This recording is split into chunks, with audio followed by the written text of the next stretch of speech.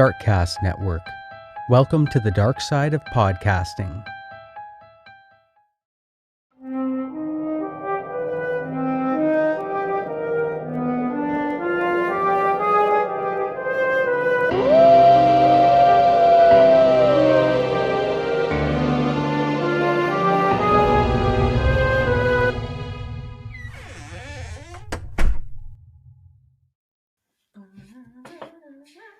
All right. All right, you are listening to Castles and Cryptids, where the castles are haunted. Oh no. I thought you were gonna say the castles are content. And I was like, yes, it is content. They're country. No. They're country. I don't know. I was thinking about saying something else. All right. That's where the blooper. Leave that all in. It's great. Just keep going. You're Alanna. I'm Alanna, and if you guys have been here, then you know that, yep, that's kind of par for the course. Yeah, that was awesome. I love it. Did I finish it? Cryptids are cryptic as fuck. Or cryptid as fuck, if you look at the transcripts. Oh, is that? Yeah. I can't tell the difference between me saying cryptid and cryptic, but then again, I was just saying to Kelsey, I kind of sound like shit tonight anyway, so we could have a problem. Who knows? Who knows what this episode's transcript will read as? No, who knows who you are? Did we say? No, I'm Kelsey. Man, we're really falling apart. What's going on? It reminds me of the way Wine and Crime would do that, and they'd have to remind Kenyon to say who she was, because that was the next part of the intro. Just be like, oh fuck, I'm Kenyon. Yeah, nice. Oh. Yeah, I've only done this 1,000,001 times. I know. We're on episode 143. Speaking of. Yeah. Amazing. We might have to do something silly and fun for our 150th, or if that was in years, it would be our sesquicentennial. Oh, it's weird. Isn't that a fun word? Sesqua? So you said? Yeah, we went to in 2017. It was Canada's 150th, and we went to Ottawa, and I remember they were like, "It's the sesquicentennial." I hate that word. It's my $5 word for the day. Yeah, that's like 1,000 points on Scrabble. Oh man, I'm telling you. And I don't even you play just- Wordle. Yeah, wow. Damn, I should. I read a lot. Yeah, fuck. When we get around to it, I'm excited for what we're talking about today, because it's something that we've been delving into on Patreon and stuff, with all the, it's just parapsychology and whatever, all the words we couldn't think of when I was trying to pick the topic. Yeah. And we were like, pseudosciences, those ones. Yeah, I thought I had tried and asked you if it was parapsychology, and I thought you had said no. I thought that's how we ended up with pseudoscience, but I don't remember. It was a while ago. I was searching so hard for the word, yeah. But yeah, we were like, okay, we're gonna kind of maybe be on this track of sixth senses or different things like that. Stuff that isn't, I mean, I think pseudoscience is a pretty broad term that can encompass a lot of other things that aren't completely fleshed out in science, but have been on the fringes of science and stuff for a long time. Yeah. One of the things that did come up was fringe science, and I was like, fringe intro. They just that is it, a term they use a lot? Yeah, it is a thing. It was kind of cool, but I think when I hovered over it, it's not actually a very in-depth kind of term where you could do a lot with it, or a lot of research or a segment. Right. It's things on the fringes of science and stuff. Yeah, I'm sure. Yeah, it's kind of just a broad term. Doesn't really have categories or classifications of it or something.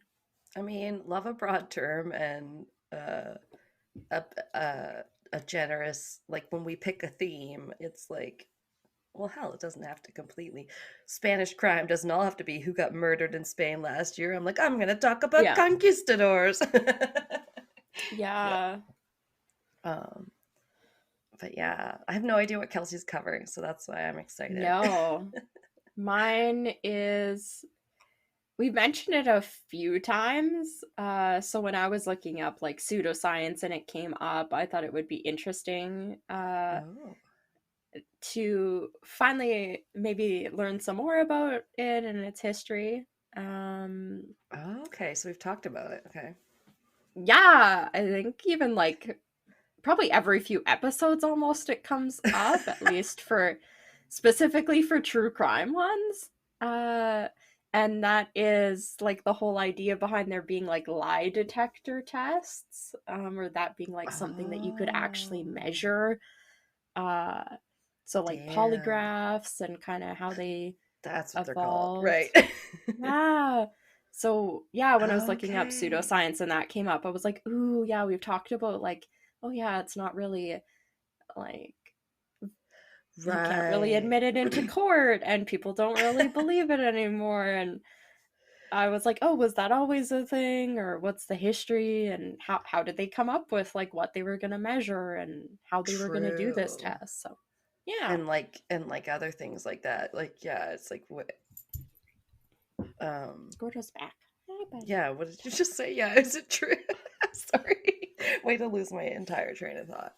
Um Oh yeah, that they a few other things that they've kind of like, we should use this when we're uh, trying to find criminals and like in our justice system, and they Yeah. like completely are like, well, I guess a person's head shape doesn't really tell you if they're a murderer or not. Right? Yeah. They completely throw it Person's out the window. if you have a swoopy whatever L, it doesn't mean you're sad. Like I don't know. Oh Uh yes, the handwriting one. What is happening yeah. behind your computer Gordo screen that's making Gordo's it? rubbing his head on my laptop and it's It's making me like laugh. I go, ooh.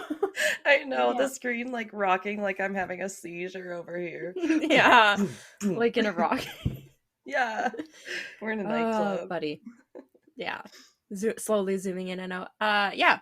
So for mine, I wanted to see what did I have? Oh, I have information. One of the best ones was actually from uh polygraph.org.uk. It was like the British Ooh, history of the polygraph. It was very neat. detailed, and like a billion pages long. It was great.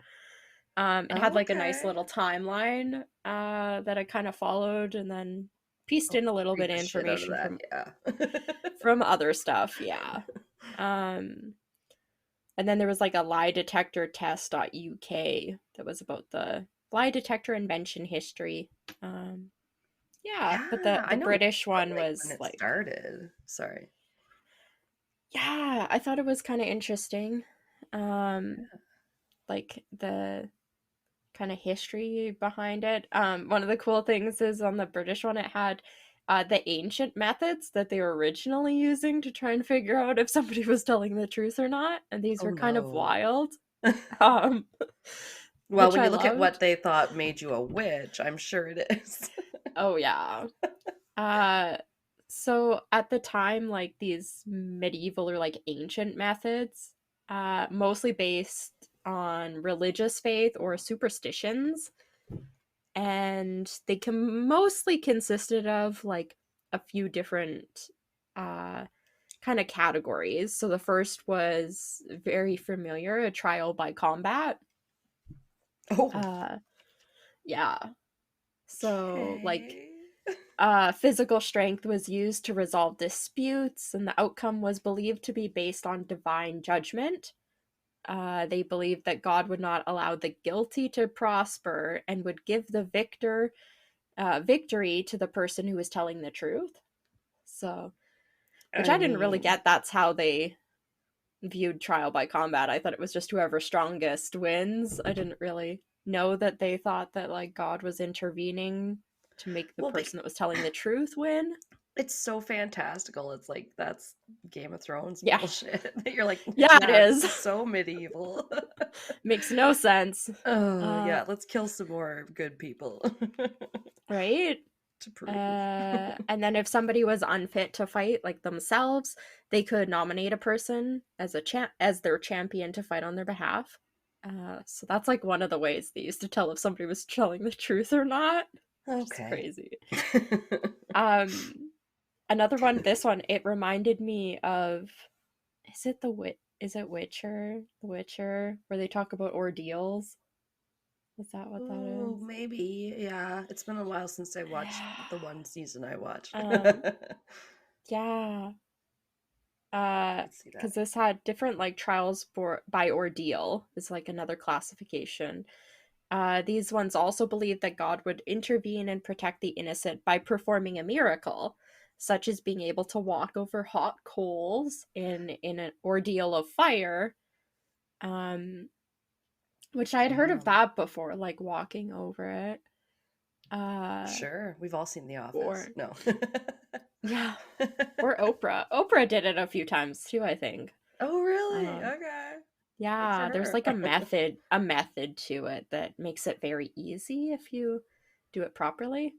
I'm not crawling into it like whatever Dwight did. Okay, no. Sorry, now all I can think of is this. I don't remember, but probably. I don't know. Michael says he's gonna do it because that's him, and he's all bluster, Yeah. and then Dwight goes too far into it. He's like, I think, crawling, and they're like, get out. Oh, and then eventually the that one would that hurt. really does it right is Pam. Yeah. Probably. Yeah. Another type of ordeal by fire could be holding a red hot iron like bar. Sometimes they would place it across your hands, and after this, like whether you walked across the hot coals or held the bar, your hands and feet could end up being bandaged, and then they would be examined like 3 days later.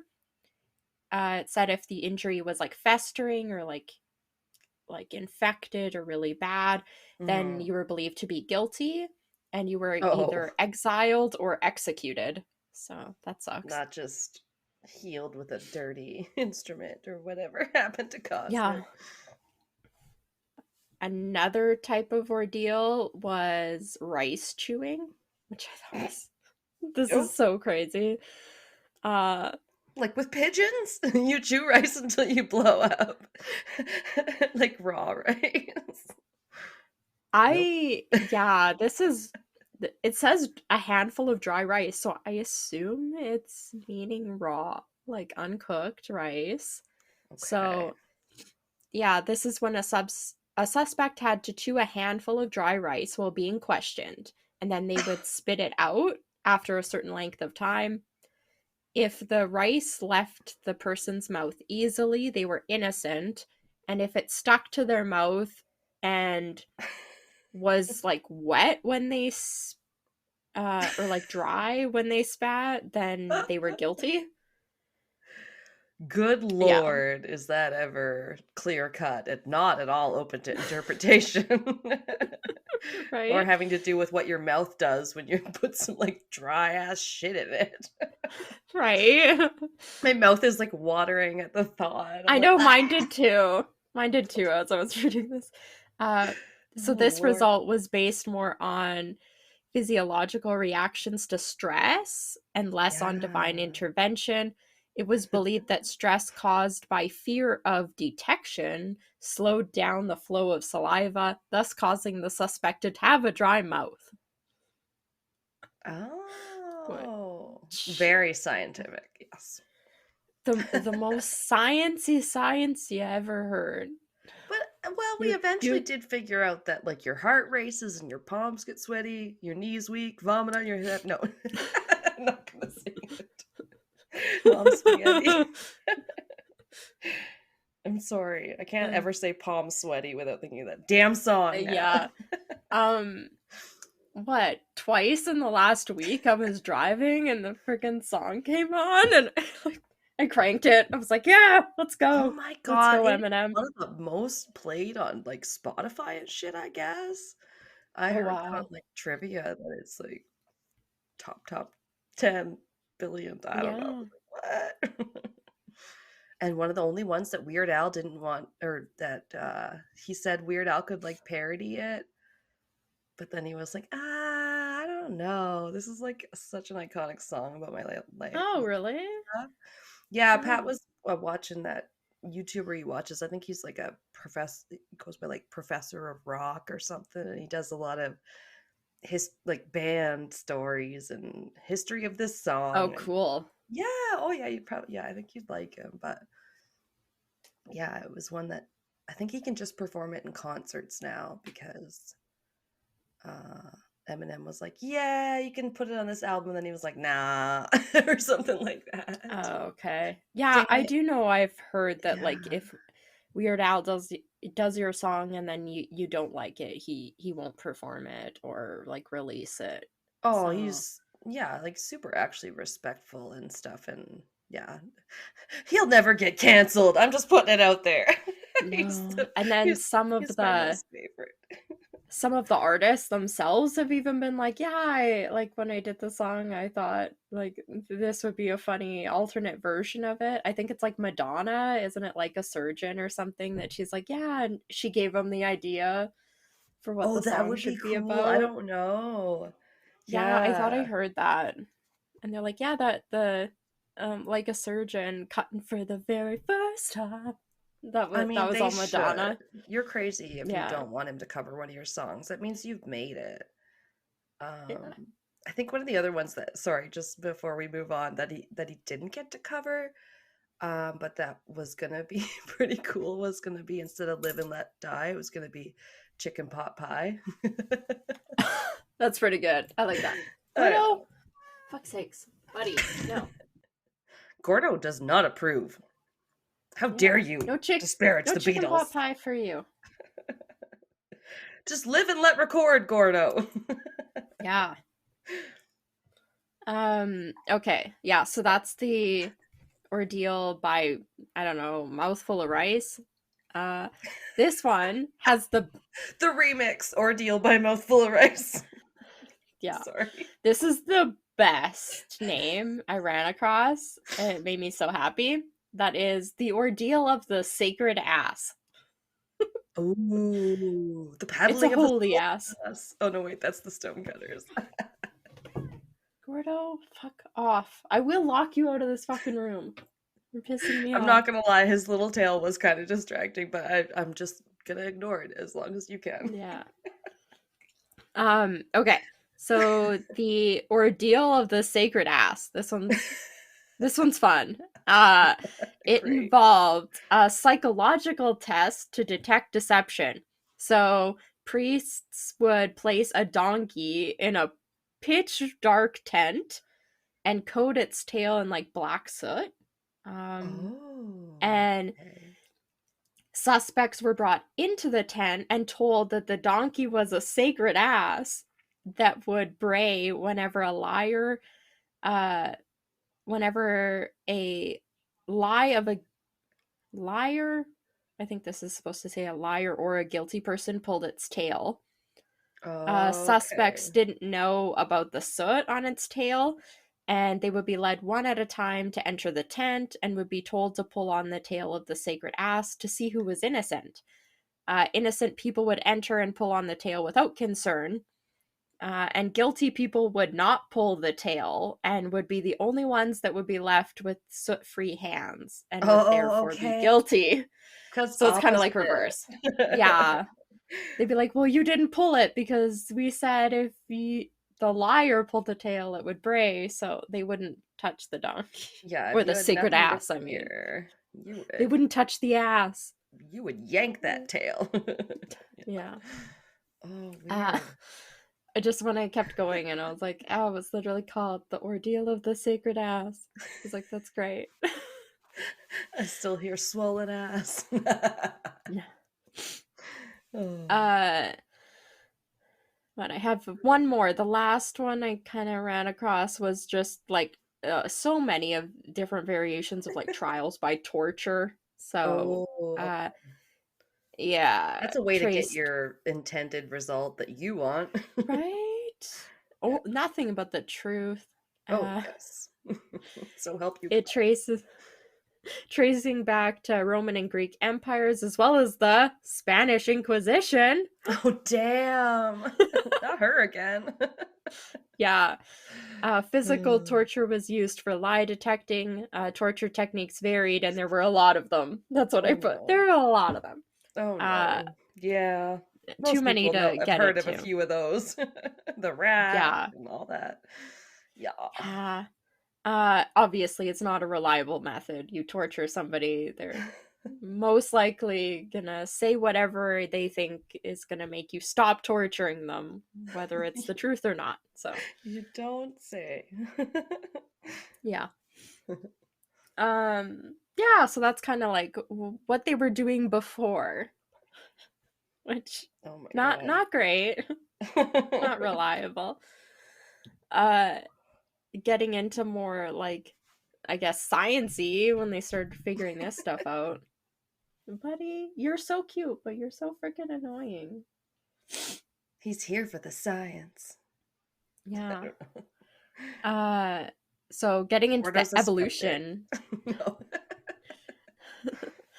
the evolution of the polygraph test starts in like 1730, kind of it seems, Oh, wow. when yeah, I didn't realize it would be this old. A British novelist, Daniel Defoe, writes an essay that's titled, this is crazy, An Effectual Scheme for the Immediate Preventing of Street Robberies and Suppressing All Other Disorders of the Night.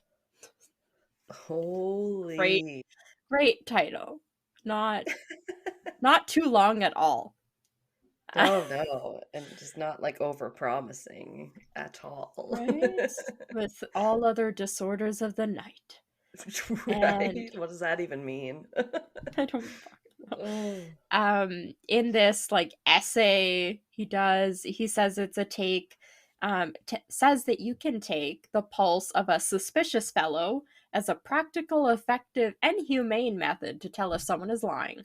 So that kind of like starts everything, is like taking somebody's pulse like right off the Huh. bat. Yeah. I mean, Buddy. could help, but like these are tricks Yeah. of the trade, not necessarily like the be all and end all, which he seems to be Yeah. maybe gonna say it Right? is. Yeah. 1846, so jumping ahead 116 years. That's why I didn't hear about it in Outlander times. Okay. Yeah, probably. There's a German physician and psychologist, Carl Friedrich Wilhelm Ludwig. I feel like I had heard of him before. Damn. If it's not Carl Jung, who knows?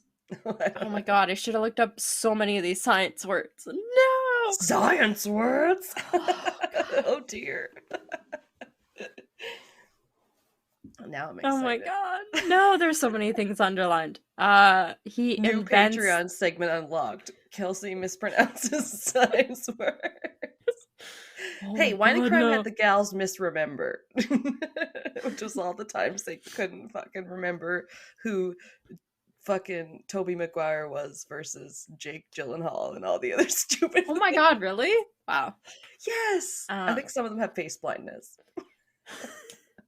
I'm pretty good. We're all pretty good with actors.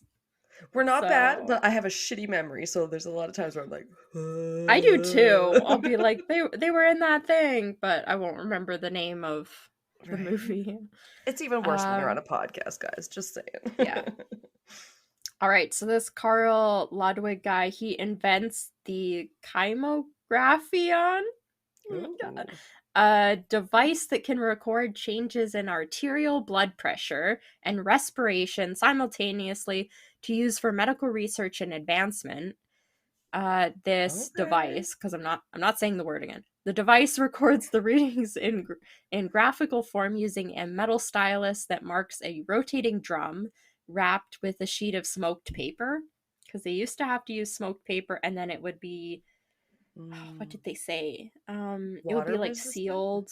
Yeah, Yeah. it would be like sealed or I'm something pic so that like it wouldn't decay. right. I'm picturing like before we had lamination, you could at least Yeah, do something this. like that. Like a Yeah. prehistoric, yeah, or prehistoric? Whatever, yeah. So this device being used for medical research changes the lives of doctors everywhere and is one of the most acclaimed measurement devices. Oh. Yeah.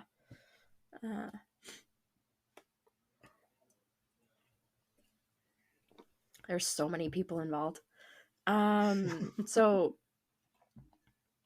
1878, there's an Italian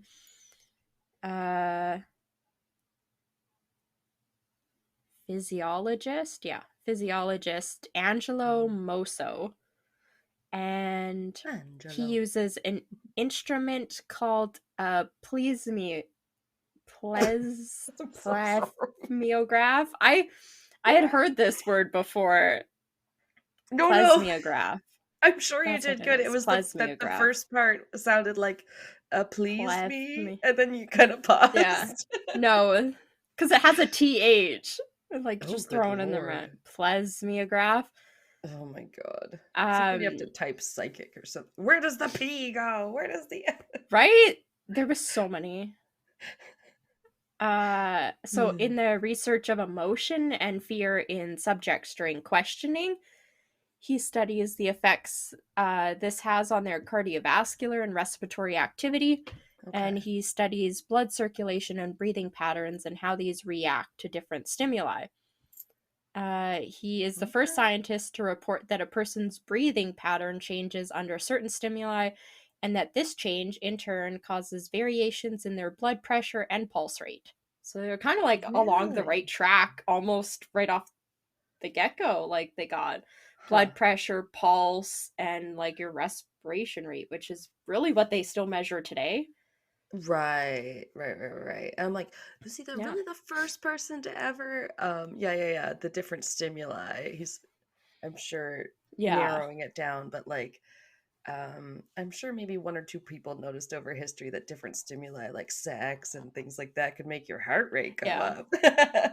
Oh yeah. But like or breathing patterns. Yeah, he's like, I'm diving into it. It's not just that you're like panting after you're running.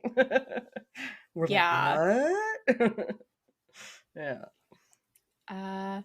So 1892, the first basic polygraph is designed by a gentleman named Sir James Mackenzie, a London heart surgeon. Its intended use is not actually to detect lies, but he uses it during medical examinations of patients. He's basically, a lot of times doctors were like inventing these type of devices just to help them like monitor patients during like their visits or over time. Like, so you could be like, yeah, I could measure your blood pressure or measure your pulse if you're having heart problems, that kind of stuff. Right. Oh, I guess we didn't have like those reliable different machines at the time, like the ones that take your blood pressure. Yeah, so they were like starting to make more of these type of devices, and then they were kind of getting, at this point, they're kind of like making it be like, oh, in a medical practice, we could have one that could test all three of these simultaneously, and that would be so great, wouldn't it? Revolutionary. Yeah. Gordo, I think you need to fuck off. It's so annoying. There is hair all over this table. You're rolling around like you're in a rock tumbler. But mommy, I love you. Thanks, bud. Okay. So first basic polygraph is kind of made. 1895 is the first time a device is used to test for deception, like intentionally. It's used by an Italian physician, psychiatrist, and pioneer criminologist, Cesare Lombroso. And he modifies Cesare. He modifies an existing instrument called hydro. Oh my god, why did I think all these words were easy when I was typing this? I was like, I don't need to look up how to pronounce anything. Hydromorphometer. Yeah, hydro. I don't know, it's got PHYG. No, Whoa. I don't know. We were just talking about weird baby names before this. Maybe that's something Name to your do. baby this. Make sure it includes some vowels before Oh my other god. letters that you Yeah. can't pronounce. Hydro Flygometer. thymograph. He uses it to Okay. measure physiological changes in criminal suspects' blood pressure and pulse rate during an interrogation. And he later uses the device to assist the police in cases. So he's really like good to go. It's 1895. They're like, It's like, sure. Anything that can help us make this seem more legit. right? Yeah. 1906 sees the return of Sir James Mackenzie, who refines his clinical polygraph design from 1892 and upgrades it to a clinical ink polygraph with the help of a watchmaker named Sebastian Shaw. This new Oh. device now uses a clockwork mechanism for the paper rolling and time marker movements. Ooh. It also produces ink recordings of the readings that are easier to interpret. And though not intended to be used as a lie detector, it is the closest to the present day polygraph, and it is like agreed upon for the most part that the modern polygraph is fundamentally just modifications of Dr. Mackenzie's clinical ink polygraph from 1906. So Oh, but this one was it's pretty still meant cool. to be used more medically than as a Yeah. straight lie detector. Oh. Okay. Yeah. Still like a clinical thing, more like doctor's visits, that kind of stuff. Well, that's cool. It's like sometimes when they accidentally invent something when they're looking for something else. Like, wasn't Yeah, Viagra invented when they're looking for some sort of like heart medication or I think something? so. And they're just like, whoops, it accidentally gave everybody boners. I don't uh, know. Oh my God, that would be a fun one to dive into, though. yeah. Oh, that's the freaking weird history of some things. I Um, love it. yeah. Crazy sometimes. Yeah. All right. 1914, there's an Italian psychologist named Vittorio Ooh. Benussi, and Oh, I he love it. experiments using a pneumograph. It's like Ooh, pneumonia, a pneumograph, a device that you nailed records a that one. subject's. Yeah, that one I got. That one's on. It's got enough recognizable things I can pronounce. So many graphs. So this pneumograph is a device that records a subject's breathing patterns, and he is able to conclude that lying causes an emotional change within a person that results in detectable respiratory changes. So, Yeah, like, probably most people it would at least a little bit. I know right? I get nervous. I can't lie, and I'm always like I feel like I try to lie and then I just get like louder and just more, obvious. Yeah. Yeah. It I don't know. I don't lie very much. Right? So, I don't I feel like I go out of my way to. no, I try and be a very honest person. So, yeah. I would I would not pass a polygraph. I know that shit. My No. anxiety would be through the roof. They'd be like, "What's your name? Is your name Kelsey?" And I'd be like, "I don't know anymore." Well, quick side note, the shirt I'm wearing is the one my sister got me for my birthday. That's from Kids in the Hall. And it says 30 Oh, Helens agree. Because they used to have this little segment or this little sketch where, like, they would have 30 women in a field and they'd be like, 30 Helens agree. Honesty is the best policy. And then they'd all, that's like, awesome. nod or whatever. And that's the only one I can remember.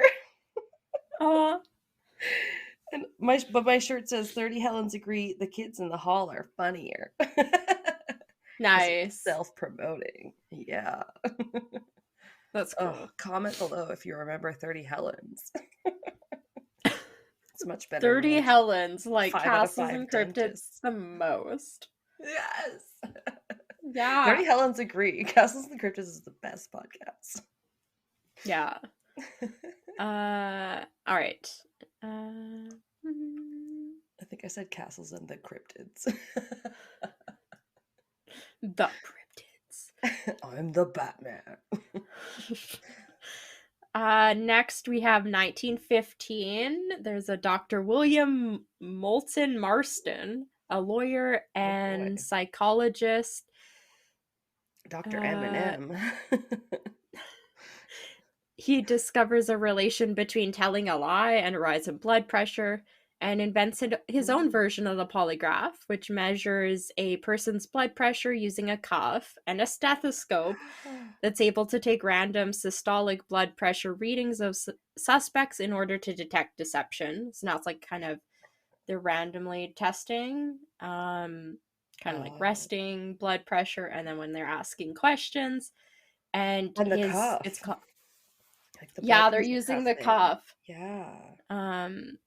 It's called discontinuous because it wasn't like constantly going over and over again to test the blood pressure, but his discontinuous systolic blood pressure test later becomes a component of modern polygraph tests. So, wow. Pretty important. Yeah. Mm-hmm. This guy comes up quite a bit. The next two guys just kind of go back and forth for quite a while. There's Edison and Tesla. No, I don't know. Right? Yeah. Something like that. The race was on between these two. 1921, John A. Larson, a police officer in the Berkeley Police Department with a PhD in physiology, builds on Dr. William Moulton Marston's like polygraph and develops what some consider the original lie detector test. Combining the respiration rate and the blood pressure monitoring machines into one device that continuously reads both. Larson calls his instrument a cardiopneumo psychograph, which later becomes known as a polygraph, a word derived from the Greek language meaning many writings. So that's what polygraph means. Many writings. I didn't know that. Yeah, because like, how could you? It doesn't really seem to have a lot to do with the end, result. Right? Like, what does graph? Does graph mean writings? Like, yeah, I don't know. It must. It must. Yeah, graph is always to do with writing or recording. I don't know. So it's called this since it could read several physiological responses at the same time and record these responses on a rolling drum of smoked paper for future analysis and evaluation. This Larson fellow is the first person to continuously and simultaneously measure changes in pulse, blood pressure, and respiratory rate during questioning, and his device is used extensively by the Berkeley Police Department.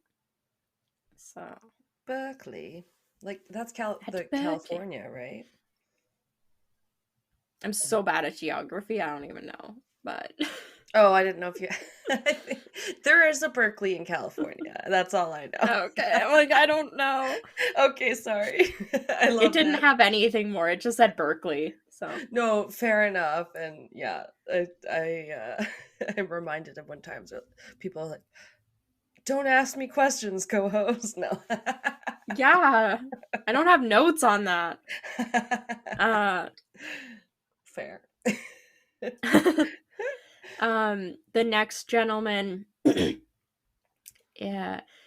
1925. His name is Leonard Keeler, and I don't know if he was like a student or a co-worker of Larson's, but he witnesses many of Larson's interrogations using his like polygraph machine. So this Keeler guy, he then ends up updating the device to use inked pens for recording the readings, eliminating the need for smoking the paper and preserving it with shellac. That's where I had it. So they had to like shellac the paper and everything. Oh. So now he's doing it regular paper and pens. Kind of, yeah, like a more updated thing. The next year, the Keeler polygraph comes on market as new and improved. Okay. And then 13 years later, he updates his own polygraph in 1938. He updates the Keeler polygraph again, adding the, oh my god, psychogalvanometer. I've heard of that. Wow. Yeah, psychogalvanometer. I'm sure it's saying that wrong, but it's a measurement of the changes in a subject's galvanic skin resistance during questioning. So this is actually the Whoa. change in sweat glands. Oh. Yeah, like Okay. whether you start sweating or not. And What if Keeler it's patents. hot? Like it was this Yeah. morning when I was trying to sleep. My thighs are sticking together. Ah! Oh, the worst. Yeah, Yeah. like how do they account for that? Yeah, I don't really know. Man. Keeler patents the device the next year, marking the birth of the polygraph as we know it today. And Leonard, I don't know if it's Leonard or Leonard. It has like an E at Oh, the end. it has a what? An E at the end? So I'm Oh, like, is that Leonard? Leonard. I I kind don't of know. love Leonard. That sounds amazing. Leonard? I don't know. This Keeler guy is known as the father of the polygraph. So, Dang. yeah. Um, Crazy. Next thing, 1947, getting into, so now they've kind of developed what the machine is going to be. Now they start working on how they're going to ask the questions and kind of building on different systems that way. I don't get into it too much because it's kind of confusing. Yeah, but 1947, this John E. Reed, a Chicago lawyer, he develops what's called the control question technique, the CQT, which incorporates control questions designed to be emotionally arousing for truthful people and less emotionally arousing for deceptive subjects than what's called relevant questions. So, Oh, okay. I think I understand because I know yeah. they ask you like some control ones, like what is your name and blah blah blah. Yeah, so it kind of seems like in most of the different practices they use, there's like three questions. So there's um like relevant questions, which are about like what they're actually trying to ask about. Like, did you murder Right. so and so, whatever crimes? And then Yeah. there's what they call what is it? It's not control. It has a different name. I don't have it here for some reason. No, you used a different name just now too. I just wasn't sure if it was kind of the same. Yeah. Oh, comparison questions. So, Oh, okay. comparison questions are like um the ones that they kind of put in there that truthful people should have more of a reaction to Hmm. um than the ones that Okay. are asking about the crime. So if they're asking you about like your neighbor or like somebody down the street that got murdered and you don't even know that person and you have no Yeah. relation to them, the relevant question of so and so getting murdered, you shouldn't have an emotional reaction to, but the comparison question of them asking you something that you can relate to or may have knowledge of, you should have more of a response to that one than the one about the Oh, crime. So that's what they're kind of yeah. testing in the questioning. And then the simple questions are like kind of like control questions. What's your name? They're trying to feed what your baseline kind of is. Okay. Yeah, so they're kind of running like three different interviews at the same time and it kind of goes back and forth. There's like different patterns Yeah. they start doing for it, but I didn't get into all Okay. that because it's kind of all over the place. But Right. so Sounds. this like control question technique, or abbreviated to CQT, is a breakthrough technique and continues to be used today, alternating between these simple questions or comparison questions, like asking to confirm the subject's name, and relevant questions. The test is Mm, passed if the response to the diagnostic questions. So I think those are the simple questions. question. No, those are the comparison ones. Yeah. See, they kept throwing in different words, and I was like, that doesn't make sense. The diagnostic questions are, I think, supposed to be the comparison ones. So, like, the ones you're supposed to relate to more. So the test is passed if the responses to the diagnostic questions are larger than the relevant ones, i.e. they remained calm. Even The when they were questioning, asking, "What do you know about the murder across the street?" as it relates to yeah, you. where you Okay. run into problems, and I think I talk about it later, is like if they're asking you about a crime, about somebody you know, like if you're being questioned about your spouse's murder, you're going to have a Yeah. reaction to that whether or not you committed the crime. Or if they're asking you about a Yeah. crime where it involved a gun and you know somebody that was shot, you could have an emotional reaction to that, I was just gonna whether or say, not yeah, it's you gonna knew be like anything. it's an emotional response. It's nothing you can Yeah. help. Yeah. So this questioning method is most popular, still used today, but very controversial and often leads to false readings or interpretations. Um, so one of my sources was called T and F Online.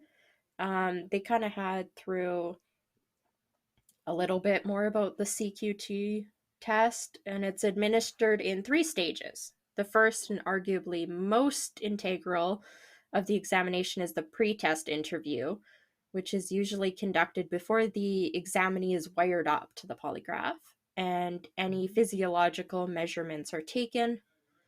The examiner always explains the procedure of the test, but depending on the situation, examiner's personal preferences, and the polygraph school the examiner subscribes to, the rest of the pre-test interview can vary greatly. So there isn't really kind of outlined what they have to do. It is very like Yeah. personal Okay. for the person administering the test. Mhm. So yeah. If the questions for the test portion of the examination have already been formulated or figured out on the basis of available information, then the examiner may explain these questions to ensure that the examinee understands them as intended. Alternatively, the interview might be used to adjust or reformulate the questions in their entirety. So it could be like totally changed what they plan on asking them. Oh, Yeah. damn. Yeah. Um yeah, so that kind of test they start using back then. 1948, the Keeler gentleman just keeps one-upping himself. He opens the world's first polygraph school, the Keeler Polygraph Institute in Chicago. I mean, of And course.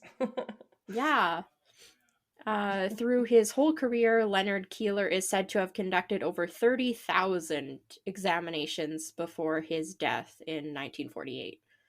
So, Damn. yeah, he did a It's a lot. lot. Yeah. 1958, there's a Richard O. Arthur. He experiments with 2 pneumographs and like running at the same time. And he finds that there's a difference between the 2 pneumographs like 33% of the time. And these are the ones that register like what your respiratory changes are in response to different stimuli. So he determines that it's best when doing a polygraph or anything like that to use 2 channels to get the best like results. I think that's why they have like the ones across your chest and then the one like under your rib cage, is that's like measuring Oh. in 2 places at the same time. That's kind of one Okay. I took it as, but I'm not sure on that Yeah. one. Right. But Yeah, because why else would they need so many points of contact? right, yeah, just like wires everywhere. 1960s to 1990s, you don't see a lot change, but Oh, yeah. they do start using more for computers as like I'm that sure. technology grows. So they start Right. using them to analyze the chart readings. They start making computer software that can analyze and estimate statistical probability of deception in a subject after questioning. So to like extrapolate, I guess, how likely it is that they could lie in the future or something. Oh I don't my really know. God. It's crazy. Crazy. It's like I some know. AI We're level like, shit. yeah, we're like, we have computers now and we can get them to do mathematical problems. So let's Yeah. input all of our mathematical or things that can Let's be made feed into it mathematical everything. problems. Yeah. Will this Let's turn person commit a everything. crime? We Yeah, don't have let's turn everything precogs into yet. a mathematical problem and try and Yeah. solve it. Crunch those Um numbers. yeah, so that's basically the 1960s to 1990s, just using computers in different ways. Hmm. um a lot about like readings and using it to kind of determine results if people aren't interpreting graphs properly or maybe they aren't noticing minute changes. Then jumping ahead like kind of 2003ish to now hasn't had a lot of changes. So starting in 2003 there were studies being done now into the effectiveness of the polygraph test and its use in criminal cases. It's noted that conditions of the test are hard to control and reliability varies. However, no alternative or replacement is ever really brought up. Like, nobody's ever really figured out a better replacement for it, so they still just kind of keep using it, it Yeah, seems. well, So, until you have like a magical sword of truth or something like they have in yeah. different folklore. Or, what is it, Wonder Woman? The lasso of Oh, truth? Doesn't, yes. isn't that what she has? Though, She yep. does. Yeah. I I was thinking of stupid shadow hunters. So much their stupid folklore comes into my head and you're like, I don't remember that. And I'm like, God damn it, I don't know why I do. But, you know. Uh, She's got some interesting take on folklore, that one. At least it's maybe a little yeah, bit better than there's Stephanie Meyers in something. the Twilight. Oh yeah, fuck that. I won't be a sparkly vampire. Um, yeah. So, Yeah. advances in technology since like 2003 have made polygraph tests more reliable and effective, although Mhm. more controversial than ever as we've kind of like learned more about it. Yeah. With the better understanding that there actually are no physiological responses when lying. And most people experience anxiety during the test regardless of guilt. So um, Right. Well, that's kind like of you what we've can't come to say, understand. yeah, it's like you can't say that every one person like sweats when they lie or whatever because everybody's Yeah. different. Yeah. So they might be a lot more calm when they're lying than the average person. Yeah. Yeah. It's just like, that's crazy. Um, so employment agencies for some US government agencies like the NSA, CIA, continue to use it. And then private sector employees are protected by the Employee Polygraph Protection Act that was passed in 1988. So they can't be forced to Wow. take it in private sector jobs. But if you work for the government, I guess in certain jobs you still can be forced to take them through Weird. like work. Yeah. There's many court cases about the use of polygraphs with varied results. I didn't really want to get into them. Um, there's a lot, like just about like people being polygraphed and then for like a job or anything like that and stuff happening, let alone like true crime cases or anything like that. But Oh, yeah, to yeah, like be administered one as part of your interview process is insane. What? yeah, It's just as insane as when my mom had the one application for the home improvement store that was like, "Do you frequently come to work on cocaine?" Like, what? what would you answer to that question? I'm sorry. Which animal do you most resonate with? Yeah. Yes, it's just that innocent is that question. Do you do cocaine? Question. um Oh, Yeah. Polygraph evidence, from what I could gather, is not generally admissible in court around most of the world, it seems, with just a few okay. exceptions. Seems to be more like a specific case than, yeah, most countries. It seemed like it's actually like almost never been admissible to court, which I thought was interesting. I thought maybe it was Oh, before and then they pulled back, but it seemed like it almost never was. really? Um, yeah, I think it's always just been part of the interview process and then kind of just stops there. But Gets a lot of coverage in the movies, that's for sure. yeah, right? Researchers continue to study and investigate the purported 90 to 98% accuracy when administered like properly in like very controlled circumstances. Oh. But better training and technology has also helped administer, read, and track results over the years. According to some, though, the true average accuracy rate is probably closer to between like 50 to 70%. Okay. Because before Yeah. that, it was sounding almost as good as like condoms. Yeah. 97%. You just poke a hole in it, now you're like, oh shit. Now it's down. Yeah. Yeah. Hmm. Researchers researchers Nice. researchers have started exploring the possibility of brain imaging techniques such as functional magnetic resonance imaging or fMRIs. Ooh. These methods could offer a more direct measure of deception than indirect physiological measurements that are used in traditional polygraph testing. So they would like actually measure parts of your brain, which you can't really control. So Damn. Well, once we get into that yeah, territory, I mean, yeah, yeah, there's that's a some, little scary, but yeah, some um, crazy sci-fi shit that we don't know about. yeah. Uh, I did run across that polygraph testing or similar type tests are used in more than 50 countries worldwide. And after Oh. 100 years of study and research, it still, as far as we have at the moment, remains the most effective, quote unquote, means of detecting deception.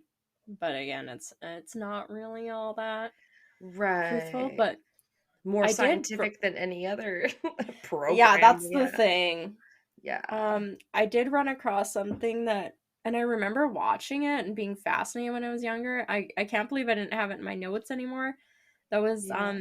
they did an episode on Mythbusters where they were trying to beat a Oh. polygraph test, and they did it like a bunch of different times or something, and they ended up concluding and like supporting the 90 to 98% accuracy from all the tests. And Huh. the person that was like administering the test for both Jamie and Adam, the two main guys, Right. um he was able to detect like every time because they were trying to use like all those hacks people talk about, like Oh, sit on a to try thumbnail, and beat it, thumbtack. stuff like that. Yeah. Yeah, they were doing that, and then they had like I think control ones where they were actually being truthful. The Ah, person that was administering the test like figured out all the deceptions. He had all the wow. questions right or wrong, See, and it was the right what they were like. He knew when they were lying, he knew when yeah. they were telling the truth every time, so it was almost 100% on like that episode. So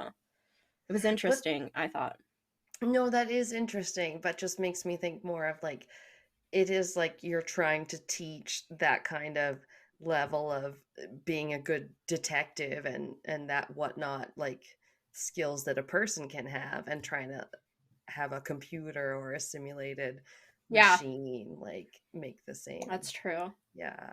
Which is just like it's just never going to be that easy. Like we can tell computers all we know, but it doesn't make up for like having a human experience on the job and like being a cop for 40 years or like whatever. But Yeah, so like interesting. um Yeah. yeah, like a computer program can't have like a gut feeling about somebody. No. Like, yeah. Yeah. Yeah. Yeah, And that I thought it was, isn't something to be ignored. Yeah. yeah, no, it shouldn't be. I thought it Mm. was kind of interesting because I always felt like maybe polygraphs were something they used like a long time ago, and then they pulled back and were like as they learned more about it, but it seems like that it Right. never really was admissible into court. And um Okay. yeah, which I thought was kind of interesting. Yeah, I think that So might be the Hollywood influence then, because they maybe, always seem to use them, I don't know, on TV and movies. I don't know. right? And it's always the polygraph that breaks the case and like whatever. And yeah, Yeah. but Damn. yeah. Just another myth. Busted. Yeah. All Well, right, well, I've really enjoyed that, but we'll be back for my yeah. side. Ooh, I'm excited. Yeah, it's going to be a little different. Yeah. All right. The Missing Magnolias podcast tells the stories of the missing and murdered. Ultimately, these kids went into state custody and they never came out. Together with missing persons expert Dr. Michelle Janice, we uncover the real true crime experience. Every time we do another interview, I'm like, how do we find so many badass women? We hear from victims who turn their pain into something positive. We didn't find out till we were 11 or 12 years old that our mom was murdered. In Times Square, it said Mickey Shunick fought for her life. And experts who think outside the box to solve cases. I scour missing persons databases like NAMUS to see if they're uploaded to that database. Subscribe to Missing Magnolias on Apple, Spotify, or wherever you get your podcasts today. All right. Welcome back. Are you ready for part 2? AKA the story of Lady Wonder, the mind-reading mare. Yeah, you've teased me with this a couple times, and I am fascinated to hear everything. Apparently so is my dog. I was literally just like, I didn't even have to wonder. He was outside. And then I appear, and then all over here is, oh. Fenrir, the wonder dog. He's breached the interior. Yes, I don't know if I originally heard about it on The Constant, which is the one I listened to that's called The Constant, A History of Getting Things Wrong. And it's fun. Oh. Fuck ups in history and stuff. And, well, I don't know, it kind of reminds me of, like, I don't know if I've said this before, but, like, the one that me and Russ listen to sometimes called You're Wrong About, where it's, like, something that maybe you heard of, but you don't know too much about, or you... Like, yeah. The media portrays it one way, but there's a different story. Stuff like that. Yeah, I like that kind of stuff. But yeah, it's really interesting. Obviously we like the darker side of history and stuff, or we wouldn't talk about half the things we did, but no. Yeah, this one's a little bit more sure. frivolous, a little bit more fun. Sometimes called the psychic horse. So all I can picture is the horses that do math by, like, is it like hitting their hoof on the ground? They'll be like, what's 1 + 1? And they're like, poo, poo, 2. Oh my god! Oh, okay. The horse can do very math! Much so. Yes. Yeah. More of that and less of Mr. Ed or whatever, the talking horse. Yeah. Which someone said earlier that they handed their card back and was like, there you go, Mr. Ed. And he went, neigh. And they're like, you can't make that joke with this younger generation. I was like, oh no, people don't know that Mr. Ed is a talking horse. Yep. Okay. I think Mr. Ed is before my time, because I was like, that was for the... yeah. Yes. I'm the like, younger I don't generation. get it. Not know that Mr. Ed was a talking horse in a TV show or something. Yep. I was at work earlier, and it just, I don't know, it caught me off guard because I was giving this lady paid with cash. She was probably at least in her 60s or 70s. Like, and she's paid paying with cash, which is weird. Yeah. But I gave her, like, I think she had like something like 15 cents and like a couple bills or whatever. So I gave her the 15 cents and then like handed her the bill separately, and she's like, oh my god, she's like, it's been so long since somebody handed me the change like separately, like just waited a second and didn't like give it to you in one handful or with the bills on top, and then or like the all smushy. When people like when you put the change on top of the bills and you're like, oh, now I gotta awkwardly like try and get these off or slide them off. How do I cram it into your hand? Yeah. And she's like, and then I was like, oh yeah, I guess it's kind of like, I was like, yeah, I guess younger people like don't handle cash as much. They don't know like the little common courtesies we used to have associated with it. Of like, yeah, give you your change separately, then your bills, then your receipt. Like, it's a 3-part transaction. Gen Z be like, what is this? Throw it at you. No. Yeah, it was just kind of funny because it caught me off guard, and then I was like, yeah, I guess so, but I try and always do that, and it is awkward the few times. I normally don't pay with cash, but the few times I have recently, and they've given me change, and I'm like, oh, it just bugs me, so I just thought it was funny. It's true. Yeah, I hardly ever deal with it either. And now I have to think about my cash transactions where I'm like, how did they give it to me when I got my bottles back? Because then they hand you the cash for that. Yeah, But right? anyway, I literally thought that door was 100% closed, and he just mashed his butt against it and opened it. Are you coming in, dog? Well, come in and Fenrir interruptus. I know, you're not the Gordo. And plus, she can't even see you, so she thinks I'm making it up. He's got pieces of fucking cedar bark on his butt. I saw his ear. Did you? I know he's a real boy. I know he's not going to want to stick in here. Don't get yourself locked in Rain's bathroom now. Fucking idiot. Yeah, at my Bottle Depot, you scan, they give you a little stubby, like, receipt thing, and you scan it, and then the stupid machine, like, spits out your money, and it's like, here you go! Oh, yes. I've been to one of those, yeah. Yeah. That's the one I go to. It's kind of nice. But then I feel awkward because I'm trying to cram the bills and the loose change in my pocket.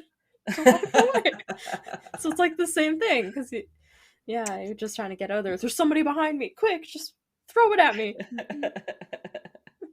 I'll figure this out in the parking lot.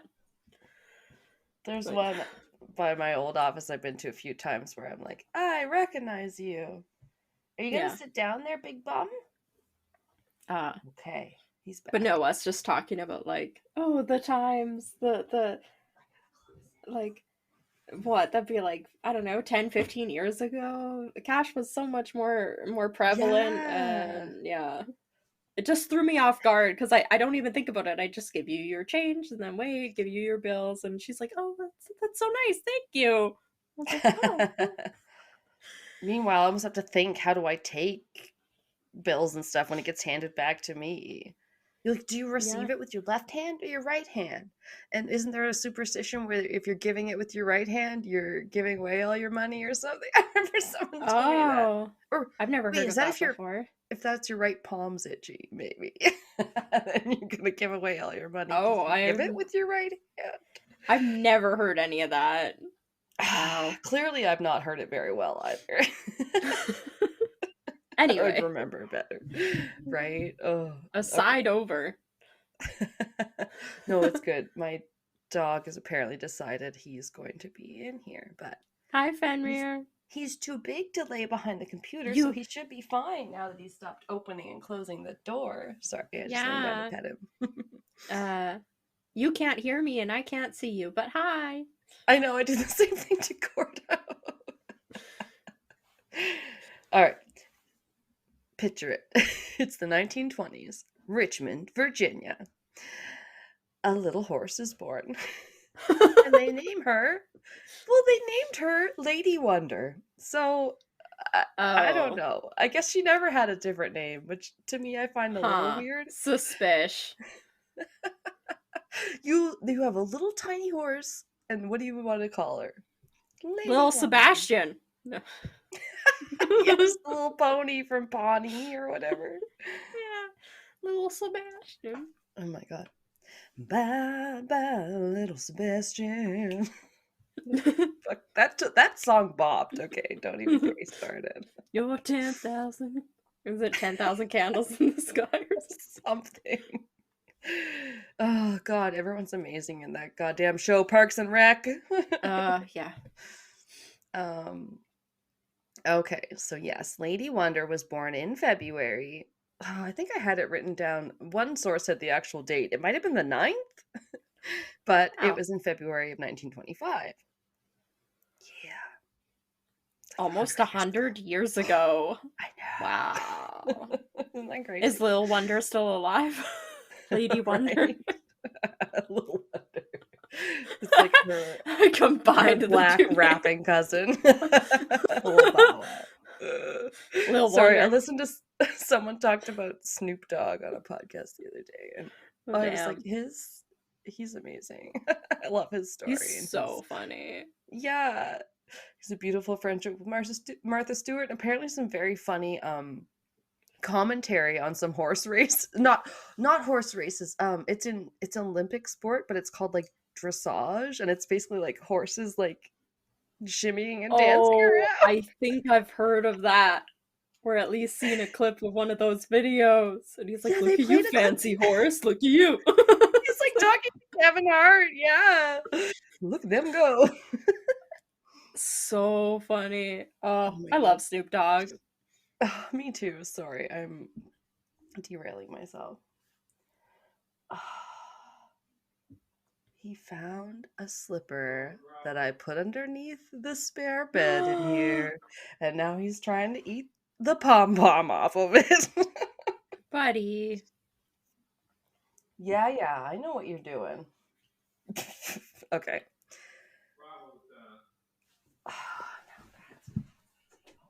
Okay. So, Lady Wonder was gifted to her owner, Claudia, by her husband. Yes, I don't have his name. He's just does not matter. He does Claudia's not come husband. Up again. Yeah. His name is Claudia's husband.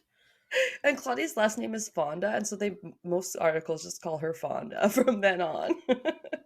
Oh, that's cool. Like Jane Fonda. Yeah, I'm like, who Fonda?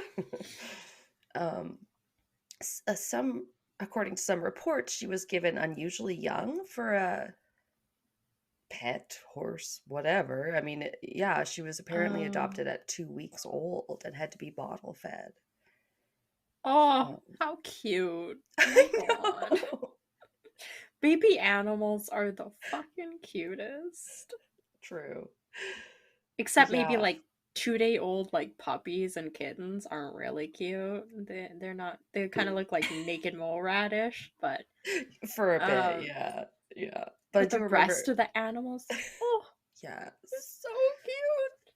I remember we were living above a couple friend of ours, and yeah, their dogs. One of their dogs had puppies, and Pat, being home most of the time, had to help come bottle feed them downstairs during the day and stuff. Oh, they were so little.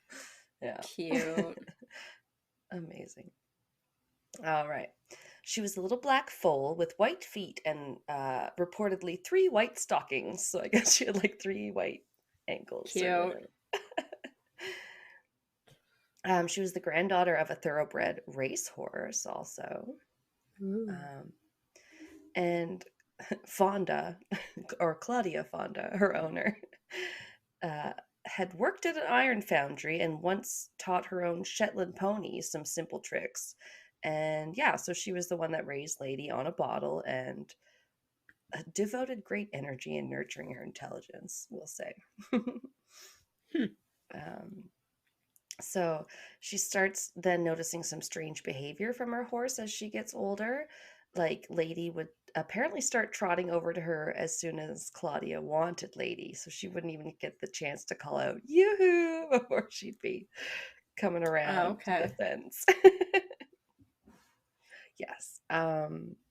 Then, or other commands seemed to be obeyed before they could be uttered, like a sixth sense, is what she described it as.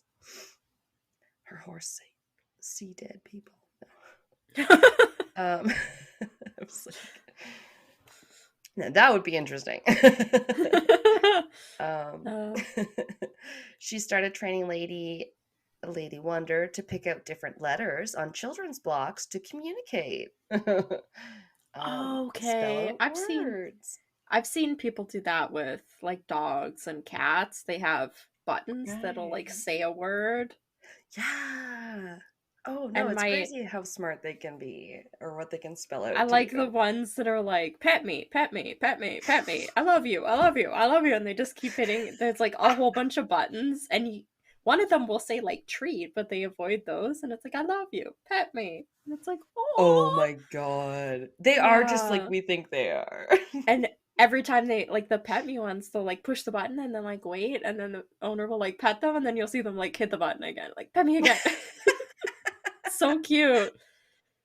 That is so freaking adorable. I want to be on that TikTok algorithm as my dog is literally still sitting in the room and then was giving me like the look, like where they look back at you, like if you stop scratching their butt, because he'll just sit his butt right on your feet or whatever. Yeah. Until you start petting it, but only when he wants to, you know. Oh yeah. Never if when you want want to to, but pet he. him, yeah. It's a no-go. Okay. No. Yeah, my dog's very cat-like too. Yeah, so she's a good speller. And she could not only play with children's toy blocks, but she could and did play with actual children as well. Okay.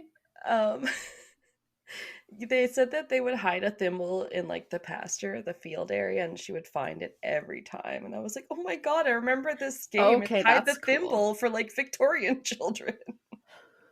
They didn't have anything better to do, so they could hide the thimble around the house. Oh my God, I've never heard of that. How depressing. Isn't it? How I depressing remember are I your got out, lives? yeah, I think I got out different books from the library, different times that were like, games you can play and stuff. Thought they'd be Jesus. fun, and some of them are a little sad when you think about it. Yeah. Oh my God. Hide and seek this thimble. People out there playing like 4K video games on like flat screen TVs, and you're like, you want to go play hide the thimble Nowadays. in the backyard? Oh my God. How far video games have come. I definitely listened to an interesting podcast on that the other day. Pong. The first game. Oh God. Yeah. Where am I here? Oh yes, she'd find the thimble every time. No peeking.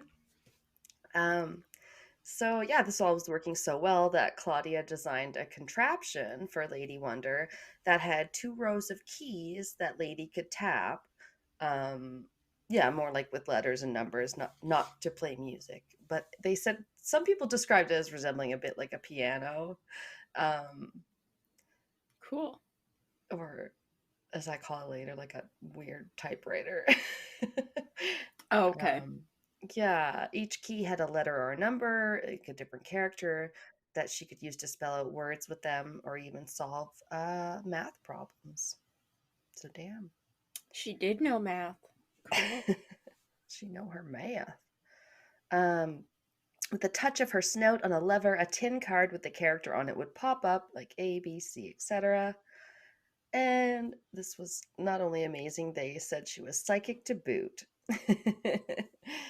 A few things, like we said, like this one took me a while to figure out because something said predicting tractors or something.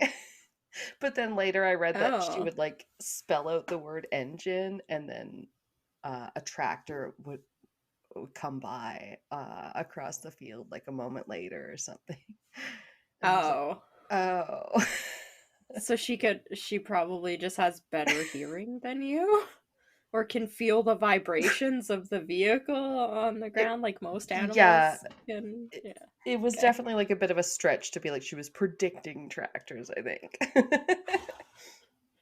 Predict a tractor. It falls from the sky.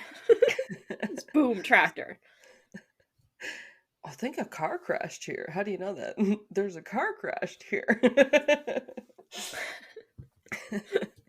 Like that stupid joke I heard that was like, what the farmer say when he lost his truck?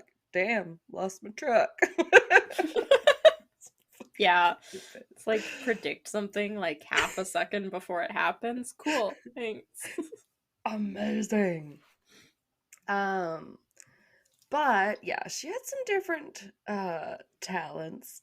Whether it's all close-up magic or not, who's to say? Pulling rabbits out of hats. Card tricks. Oh my God, we just rewatched, speaking of card tricks, the Now You See Me, the first and then the sequel movie. Yeah. In preparation for our D&D heist night, because it actually comes up when you go like, more like this, Ocean's 11. Yeah. Like, oh, this one, because they like heist people and then make a magic act out of it. Really fun. Yeah. I love those just movies. To say that. Yeah. They are fun. Very heisty and also flashy. Yeah. Yeah. Okay, so by 1927, she was like famous in the Richmond region and beyond. So many flocked to see her and ask their questions 3 because they would get like 3 questions they could ask her because she is the mind-reading mare, of course. So for the low price of $1, she will answer your questions 3.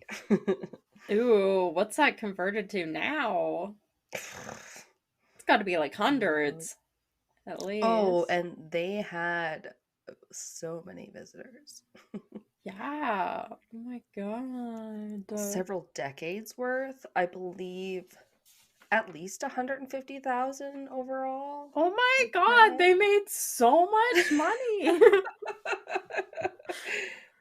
Yeah, I remember that. I'm Googling. What's the conversion $1 in 1926? Yeah, time money converter. I don't know why every other podcaster has this like fucking bookmarked, but me, I never. They're always like, wait. The city council even voted to label her an educated horse rather than a fortune teller, which saved Claudia the $100,000 a year fee for fortune tellers, and allowing the tourism to continue unabated, of course. Oh. Which they loved. Oh, never mind. It's only worth $17.53. It's like $18. Thought it would be more. Okay. It's $1. Okay, but like times all the everything by like almost 20. That's still Yeah. I don't know, a lot. I wouldn't sneeze at it. So yeah, apparently her tricks included telling married women their maiden names with no prompting. Okay. That's like kind of unique and like specific. That's interesting. Right? Like, yeah. You wouldn't think anybody on, like, if they're just coming onto the property unknown, you wouldn't think anybody there would even know their maiden names, let alone the horse. Yeah. Or like would be trying to pre-train the horse to spell some random lady's name. Well, that, yeah. Been like, press the M, now this letter. And then for this lady, it's this letter, and then this. Everyone's maiden name is Smith. Yeah. 50% of the time you'll be right. Gonna train the entire town, the horse to spell everybody's names. She also guessed the sex of unborn children. Sometimes discerned the dates on coins hidden in pockets. Okay. Like, that's more than a 50-50 chance, so give her the horse that. Yeah, not just heads or tails. It said discovering oil. Don't really have more on that. Okay. Struck gold. She's a divining rod. Yeah. Water. And even calling elections, horse races, ball games, and boxing matches. Huh. Maybe we need her here to predict who's gonna win Mike Tyson versus that YouTuber Jake whatever this year. That's it keeps getting recommended to me on I think Netflix or something, and I'm like, fuck right off. Yeah. I'll pay somebody to never hear about this again, and it hasn't even happened yet.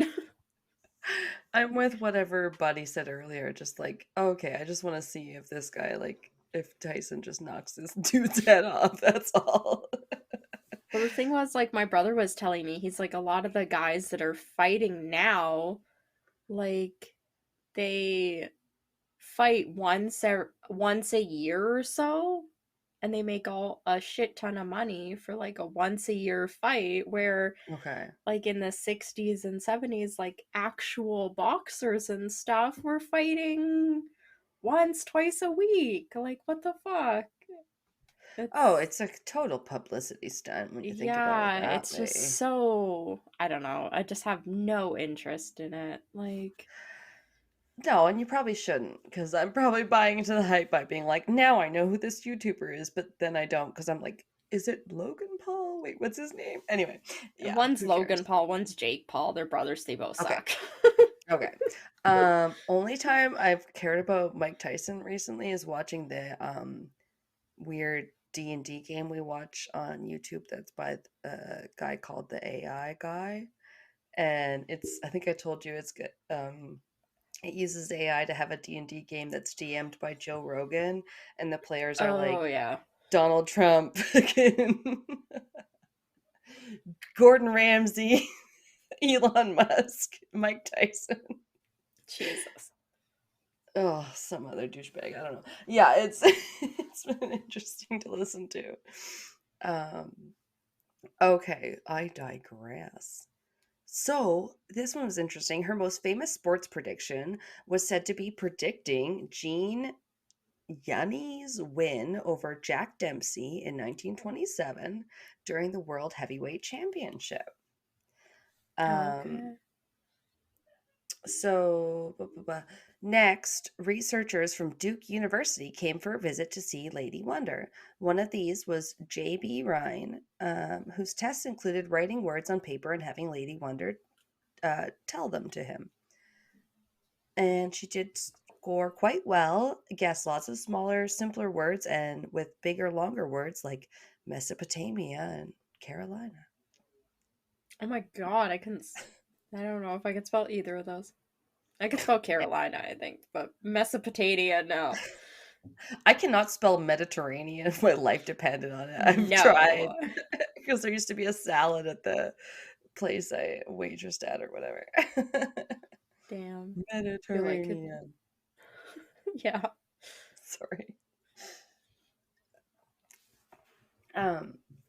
In one of her greatest acts, she was asked to help with a missing persons case in 1952 with a missing boy from Quincy, Massachusetts. She was asked where he was, and her response was a sort of confusing Pittsfield water wheel. But no such place existed. So they tried to see if anything similar was in the area and interpret what she might have meant. And there, I guess, was a place called like Field and Wild Water Pit. Or I also saw Pitfield Wild Water Quarry. Okay. But basically, after several months and a second search of the area, they found the boys there. So, okay. She was right in the end, but where they could find sorry, the boy there. And because there was one missing boy then, but then there was another instance where there was two missing boys she was asked to help find in Napierville, Illinois. And she said that they would be found in a river near their home, which had been searched already, but within a few more months, and I guess another diligent search, their bodies were also recovered. So she was both times correct. Yeah. Creepy. Yeah, that one's maybe she can see dead people. Right? Oh, and I know those ones were sad, but one time she found a dog who was alive who was long thought to be dead. Aww. So, quote, its owner, New York psychologist Thomas L. Garrett, had exposed many mind-reading and fortune-telling acts around the country during his career. Oh no, he's a debunker. Yeah. Good thing Lady took pity on you. Lady was an exception. When she told him his dog Mickey was alive in Florida, he discovered that the Long Island kennel that claimed the dog died had faked the hound's grave and sold him for a profit through its Florida branch. Oh my god. Isn't that fucked up? So it wasn't like a mix-up? Like they honestly did it on purpose. That's crazy. Told him his dog was dead and sold it. And Garrett called Lady a genuine phenomena. Like, no wonder. She, somehow knew your dog was still alive. Yeah, that one gets me. I don't know. Of course, can't talk about her successes without talking about her losses, and she was not infallible. Screwed up sometimes, and there were, of course, many skeptics of her talents. A professional horse trainer. Oh, that I don't have the name of. That's why I called him professional horse trainer Rando.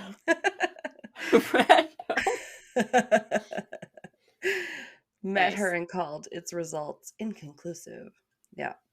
And New Jersey professor John Scarn, Michael Scarn, no. Yeah. Sorry. Speaking of The Office, no. He went so far as to say that Lady's owner Claudia was either cueing her in some way or cluing her in some way. Huh. Yeah. Well, stands to reason, right? I mean, not everybody has a psychic horse, so maybe some explanation. But like, also, is she supposed to know like everybody's maiden name, where these kids are? The She's supposed to be the one making the predictions and all that stuff, because that would also be impressive. Yeah, like literal, like, yeah, sports predictions. Yeah, that's the part I'm not too sure. Like, well, it said that there was a magician named Milburn Christopher. Unfortunately, no. Burn. Milburn. I mean, that's a first name for you. Just saying.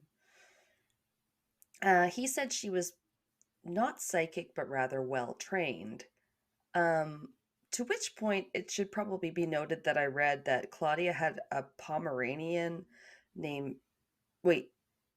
I just wrote she had a Pomeranian named Pudgy. No, it said she had a Pomeranian named Pudgy that she taught to play the piano. Okay, cute. Yeah, I know. It sounds kind of like okay, photo opportunity. Yeah. So, yeah, it was kind of debated hotly where they would try to question her and she could answer a lot of the times, but other times she could also answer questions if her owner was out of the room, which they thought, well, if she's cueing her, like, what the hell? Okay, I was just gonna say, did they ever try having Claudia not in the room? Yeah, I think different people tried some different, not super scientific methods of discovering it. So she was able to pick apparently 28 out of 28 correct winning horses at the Baltimore Pimlico racecourse. Damn. That's a lot. I'm like, yeah. Did she 100% talk to the other horses? Like, how does this work? Yeah. Is she telling them to throw the race? She's like, I'll cut you guys in. Yeah. But my master's got a lot on this one. Yeah. Can you imagine? That'd be funny. Horses are throwing races. It's all a big horse race conspiracy. I swear there's some Simpsons episode where all the jockeys are like, yeah, some weird conspiracy or leprechaun race or something. Damn. Yeah. Those are the guys that ride the horses. Yeah, I think so. Okay. Leprechauns? Totally. No, jockeys. I was like, yes, wait, am I making sense? Oh my god. Okay. So in 1957, the Chicago Daily Tribune famously printed the erroneous headline, Dewey defeats Truman. All the polls, newspaper writers, and even Democrats had expected it to be the truth before the final vote was tallied. However, tucked away in a small red stable in Richmond, Virginia, God damn it, a horse disagreed. Don't tell my mother I said Virginia. Her name is Virginia. Okay, but to be fair, someone the other day super mispronounced the guys that are on the Oak Island brothers that pay for all the excavations and shit. They're the Laginas. And Pat was watching some YouTuber that was like, okay, like, I don't even think he said Lagina. I think he was just like, the Laginas or something. We're like, what? Or to be like, the legumes, the beans. It was so bad. I'm so sorry. It's pronounced China. Okay. Not China. It's China. All right. I swear mine's not too long. So, other times she could answer questions if her owner was out of the room. Blah blah blah blah. I said that. Oh yeah, and then the Tribune famously printed the headline "Dewey defeats Truman," which Lady Wonder disagreed with, and apparently she was right. They announced that way before, and Dewey did not defeat Truman, so... Damn. Oh yeah, this actual newspaper where they said that he did is worth like $4,000 US. I was like, oh, it's kind of worth a shit ton.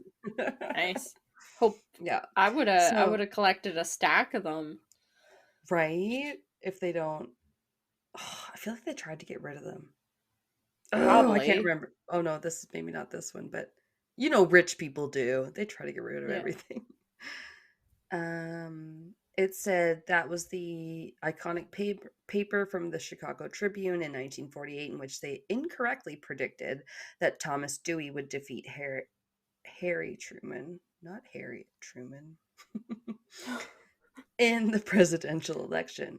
This historic newspaper is considered to be one of the greatest errors in media and newspaper history. Damn. Oh, they clearly haven't browsed the internet. Like, fuck. Not anymore. Like every, I don't know, 9 out of 10 sources you go to is fucking errors. Erroneous. Plus, just like, is there no proofreading now with some of the online sources you read? And right? You're like, damn, you guys spelled that so wrong. When I copy stuff, like, because I do my notes, I copy it into a Word document, and then I just watch the thing go down. It'll be like, recommended spelling fixes. And I'm like, wow, the grammar in all of this is so horrendous. You're like, and I don't get paid to do this. These people do. Yeah. Or whatever. I'm like, I fix this in my own notes before I read it. Like, I'm like, what the fuck do you use to, like, type up your things? Clearly it's not Word. Bizarre. Yeah, you're reading something, you're like, taking in every word, and you're like, no, that's really wrong. And you're like, I hope this is just your fucking editor. Yeah. Oh my god. Yeah. Just having said that, I mean, of course, we do our own research, which means we could very well be wrong at any given time. And, yeah. You know, what do they say? Take that with a grain of salt, or what did they say in the back of the books sometimes? All the errors and those are my own. Oh, yeah. Yeah. Okay, so also one journalist seemed to notice that Lady Wonder entered a trance-like state when she was predicting or otherwise using her talents. So they said, yeah, like that her eyes got droopy. I don't know. I thought I wrote down it more, but then afterwards she would resume her normal high energy state, more like the normal young healthy horse that she was. Yeah, which was bizarre, and also the fact that no one had trained a horse to do anything to this extent before. Like, they had been able to train some horses, like you said, they can, you know, recognize letters and numbers and stuff. But other tests were set to see what Lady could do. One was a weird one where, like, a wall clock was set to a certain time. Then they placed it against the side of the horse, like her flank. And they're like, what time does the clock say? She was like, 6:10. Oh my god. And she was right. I can feel the clock ticking. That's so weird. Can feel the placement of it. Yeah. But also, definitely, I feel like there was those things that would different. Be easy if you're like having clues. I feel like there's about a million different ways they could have tested instead of putting it against her. They could have faced it the other way and been like, what does the clock say? Wow. What's the clock in the other room say? Yeah. Yeah, some other people will try to test her a little bit better. Yeah, that was weird. But I think that is half the problem with this stuff is like we don't have good testing set up in place. So you can do tests that aren't like super scientifically stand up ish. I don't know. Yeah. Yeah, different things she would try to do. Like Claudia would change the configuration of her little horse typewriter contraption to make it harder for it to be like rote memorization. Yeah, she did do that. That's fair. In 1952, it said that the Los Angeles Times had an article about Lady Wonder. And this one journalist was like, oh, what if a law of averages is playing some part? Strokes of luck, chance, whatever. Obviously, you're going to get it right some of the time. It explains some of the success. And they also suggested that, of course, people just like a little hocus pocus, because of course we do. Yeah. But having done her research, she said, everybody's interested in this no matter how high ranking, how in her research it revealed that that lady's notoriety had reached Capitol Hill, and at least one senator who had an active voice in the shaping of our international politics allegedly consults Lady Wonder instead of his constituency before making a move. Okay, that's not good. Yeah. Gotta listen to the people that voted for you. Not a horse. Sorry, bud. Right. Fuck. They at least voted for your party, because that's the kind of system we have. Anyway. Yeah. Eventually, Claudia and Lady Wonder attracted the attention of Dr. Joseph Banks Rhine. I think I briefly mentioned him earlier. J.B. Rhine of Duke University, which kind of made me laugh because one of the podcasters I know that I ended up having a horse called her horse Duke. So I was like, Horse University. No. He has been called a pioneer of parapsychology. His interest had been sparked when he attended a lecture on spiritualism given by, guess who? Claudia. Arthur Conan Doyle himself. No. I was like, Claudia! No, Mr. Father of Sherlock Holmes, that guy that's always like on the edges of frickin' spiritualism and then coming up there. Yeah, I think I'd heard that before. He was pretty interested in that kind of stuff. Yeah, him and Houdini, like, they come up a lot when you talk about, the spiritualism movement stuff. Which tracks for the time we're having now, because, like, okay, this one talking about in, like, the 20s when she was first born, and, like, I know spiritualism had one of their waves after, I think, the First World War, when, like, a lot of people died again, and people were like, we want to talk to our loved ones and stuff. So in the winter of 1927, he set up a tent near Lady Wonder and Claudia's house, determined to prove the very existence of ESP, a term that he invented, which was extrasensory perception. He commenced a week-long 500 test study and asked her all the questions, and she stood up to the test and answered every one. And some were hard, but some were simple. He started out with, like, can you spell boy? And then, like, now what's the square root of 27? And then, like, 527. Oh my god. That's intense. Yeah, don't quiz me on the 3-digit math equations. Like, I need a piece of paper. If I'm going to stand a chance. And a calculator. Well, that. I need a mathematical calculator that I can punch all the symbols into, because I don't know how to do it, like, actually. I know. Remember, at that time, they thought we would never have a calculator in our pocket.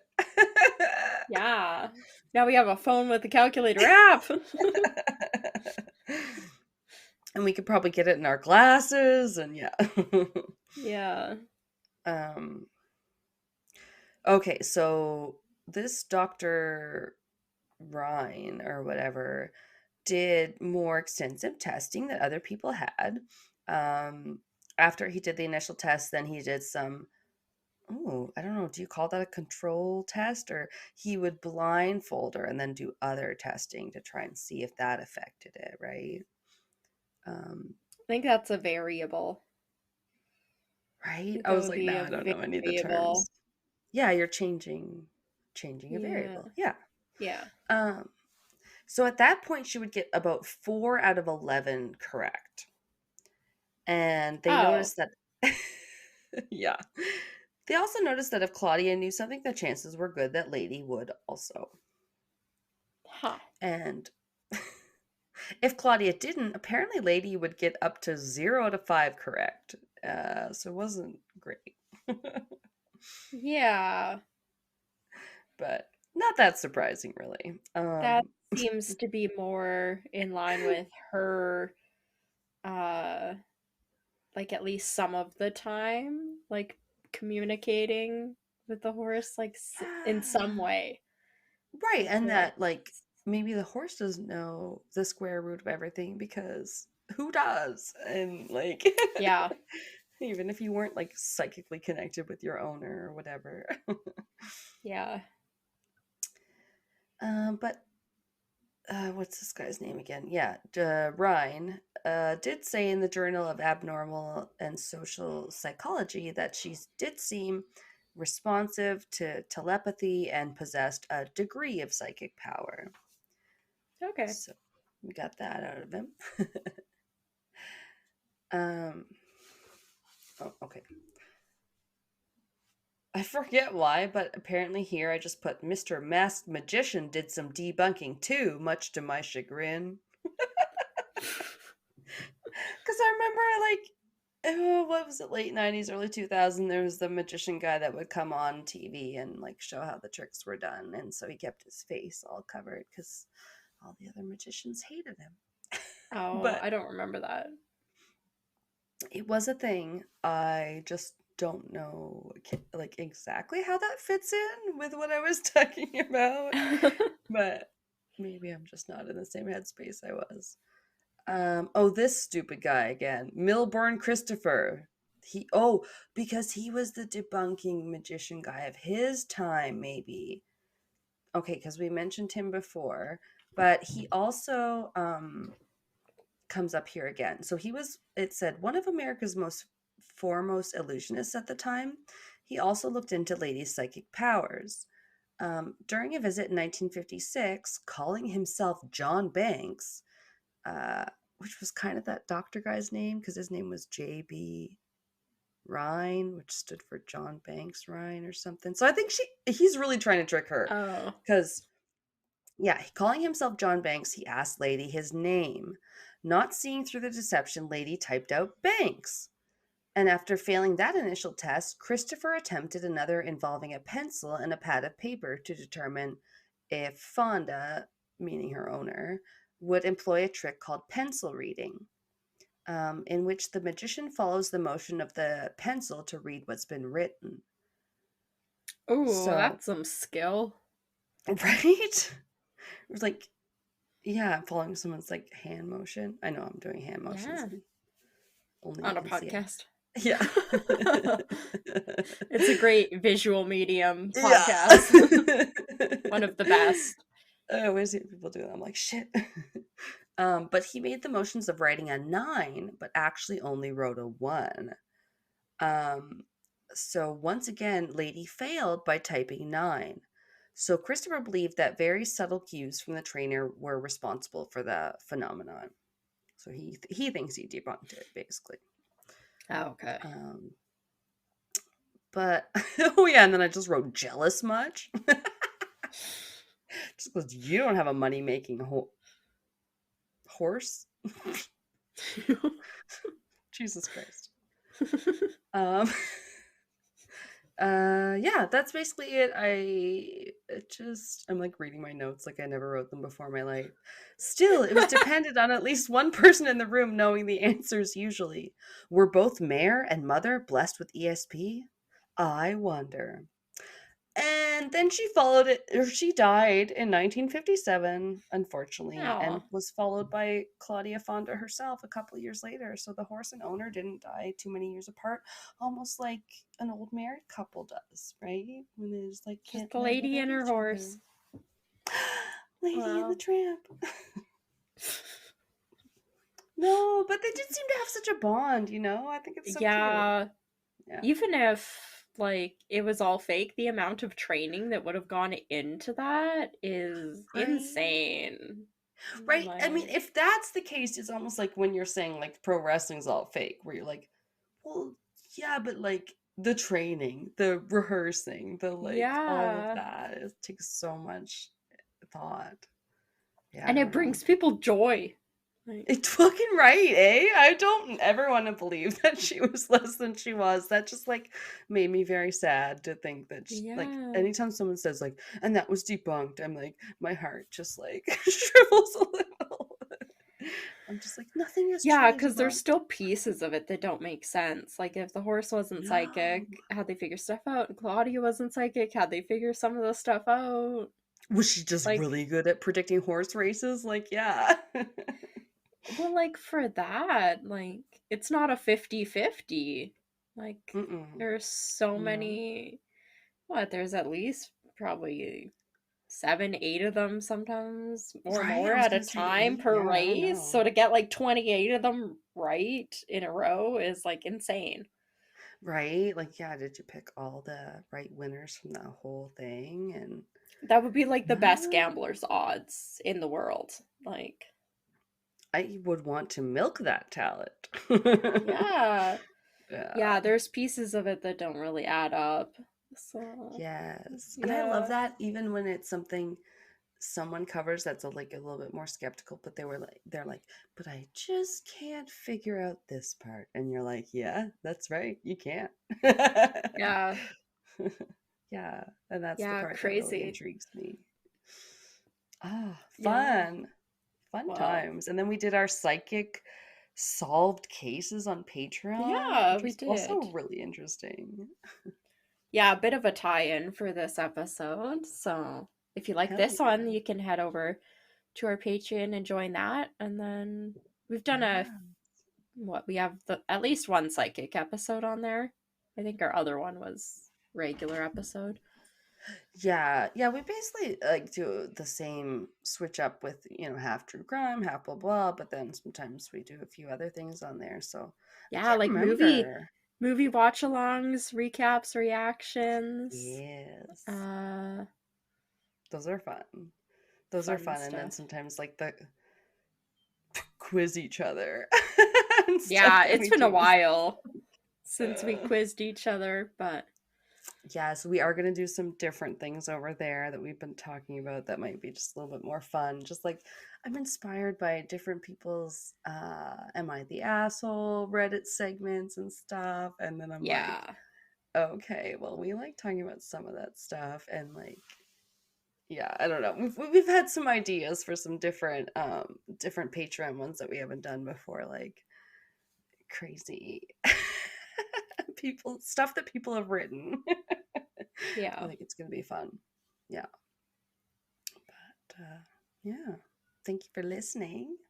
Yeah, please rate and review. Oh, don't forget. Yeah, what do we even have? What's next time? We're revisiting some Canadian true crime. What are we even doing? We are, yeah. It's been a while since we've done some crime in Canada. I think quite a while, quite a hot minute. So, yeah, I think. How about that, eh? How I brought out the Canadian accent when we were on the After Dark one with Creepy Confidential. And she's like, "Do you have any cryptid stories or ghost stories?" And I'm like, "No, I wish." And I'm like, we don't get out much. I don't know. Like, no, we don't paranormally investigate. But did I tell you that somebody randomly messaged me on Instagram? Not so much randomly, because I do obviously follow different cryptid accounts and podcasts and stuff. But someone asked me if I had a Bigfoot encounter from the Bigfoot Research Society. Yeah, that's cool. He couldn't quite open that door on his own, but I was going to let him out. They asked me if I had a Bigfoot encounter. I said, no, I wish. Otherwise, I would have put it on my podcast. Yeah, right? We have dibs first on our own stories. Yeah, I don't know. It was like Bigfoot Research Society or something. And I was like, oh, maybe you just, because I clearly like cryptids. Now I'm getting the question, but I'm like, no, I don't. I wish. Nice. Yeah. All right. Well, thanks for listening to me blather. That was a fun subject. So I'm glad I got to really tell somebody enjoyed about this. it. Okay. Good. Yeah. I've finally heard about the Wonder Horse. I guess I brought it up a couple times because I kept like 2 or 3 times. Every time we kept talking about the Patreon, you'd be like, "Oh, there's a horse," and I'd be like, "What this horse?" Like you kept just saying, "There's a horse." Is a horse, of course. No, I know it's just so weird, right? You're like, all right, but then smart animals, and I told you that I want to do like an amazing animals sort of theme as well, or topic or whatever, because there's like so many that I hear of that I'm like, oh, that's so cool. Yeah, there's some really smart animals out there. I know, and you know me, I am like, what, this is off topic, but it's so interesting. No. But yes, we'll get to some Canadian crimes next week, which I think will be fun. And then I've already started working on our Patreon, which again, we might get to some weird writings and stuff. Yeah. So, should be fun. Yeah. Catch you next time. All right. Don't forget to keep it cryptic. Thank you for listening to Castles and Cryptids. We love all our listeners and appreciate every subscriber, every new review, every listen, rate, and download. Our music is by Kobe Off Air, and our cover art is by Antonio Garcia. We are also a proud member of Darkcast Network, where you can find the best and spookiest of all indie podcasts. Follow us on social media, where we are at Castles and Cryptids on mostly all of the things, now including TikTok. Check out our bonus content on Patreon, Cryptid Clashes, video minisodes of your host making asses of themselves, Ask Me Anything, quizzes, other special episodes, and more. Starting at just $2 a month, you can get 1 to 2 extra episodes, depending on your level. We produce, edit, and research everything ourselves, and any support you can lend helps us to keep it cryptic. Well, all our longtime listeners will definitely know that recording a podcast is not always easy. Nope. So you better believe, like, when we find something we like, that we're going to probably stick to it and not look for anything else. So yeah, that's one of the reasons why I love Zencaster. When we tried it, we were like, okay, finally, I wanted to have the video, and it's up to 4K video, which is pretty effing cool. I can see every pore on Kelsey. No, I'm just kidding. I hope not. But it's great video and like just really easy on this one. So like once we stopped recording on our phones, I was like, yeah, this is the one for us. So even though sometimes our computers fuck up, it always comes through for us in the end, because we've never lost like a recording, knock on wood, and every time we've had to use it, it's just been really great and really easy, and everything's just recorded when we wanted it to, which is, it's a lot to ask for when you podcast as much as we do. Yeah. It's nice that each of us has our own separate audio recording that you can download and edit. So it makes, when one of us is doing something or has something, it's easy. You can edit that out even with the other person was talking, because you have 2 separate tracks that you can edit. Yeah, it's one of the reasons we love Zencastr. Definitely, it makes it a lot easier. And the audio quality is also a lot better than any of the other programs we tried using in the past. Yes, it is the best. So go to zencastr.com/pricing and use my code Cryptic, and you'll get 30% off your first month of any Zencastr paid plan. We want you to have the same easy experience as we do for all our podcasting and content needs. It's time to share your story. Keep it cryptic.